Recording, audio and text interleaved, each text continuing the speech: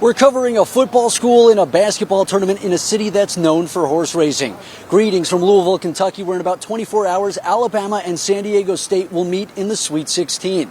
Now, both the Tide and Aztecs hit the practice court earlier today. The Aztecs first at 10 local time and Alabama a bit later at 1:50, with the Tide full of smiles and enjoying the sounds of Sweet Home Alabama playing over the PA system. And in this battle between conference champions, Aztecs head coach Brian Dutcher knows the Tide will be a handful, and he said he'll tip his hat to them if they play a better game, but they aren't heading into this with an underdog mindset and plan to control the tempo. We're not a one-hit wonder. We have a program. We have a culture. So I don't care what game we go into. We don't consider ourselves an underdog. We just look at the next opponent. So we're not embracing the underdog role. We're just trying to embrace San Diego State basketball and be the best version of us. Like I always say, if we can turn it into a half-court game, and this is no matter who we play, Mountain West games, whatever, I like our chances in a half-court game. Of course, Alabama basketball has yet to play for an NCAA championship and reach the Final Four, but one man on campus has a wealth of experience in the quest for titles. Of course, we're talking about Nick Saban, who stopped by Tide practice the other day, a visit that Brandon Miller and Nate Oates both really enjoyed.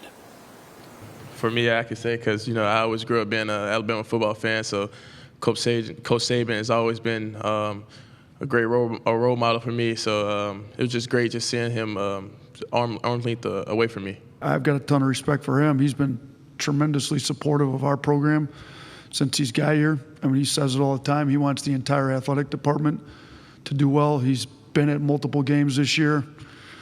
He came yesterday to speak to the team, and, he was good. Players loved it. Now, lots of athletes have little superstitions or lucky items that they keep with them before big games. Well, check this out. Alabama's Rylan Griffin is rocking the Lilo and Stitch pants because the team wins every time he wears them, and he says if it ain't broke, don't fix it. I've had them since high school, but, I started wearing them more and more toward tournament time, because you roll out of bed in the hotel, you don't really feel like getting dressed. You just wear your pants, and then you leave right from the hotel to practice, so just wear them to practice, and we've been winning in them, so I gotta wear them every night, really, from now on out. Now, I don't have any lucky pants, but I might have to find some before tomorrow night. And of course, our coverage from the Derby City is just getting started. Be sure to join us right back here at 10 o'clock with Nolan Knight and I bringing you complete Sweet 16 coverage. Reporting live in Louisville, Max Cohan, WAAY 31 Sports.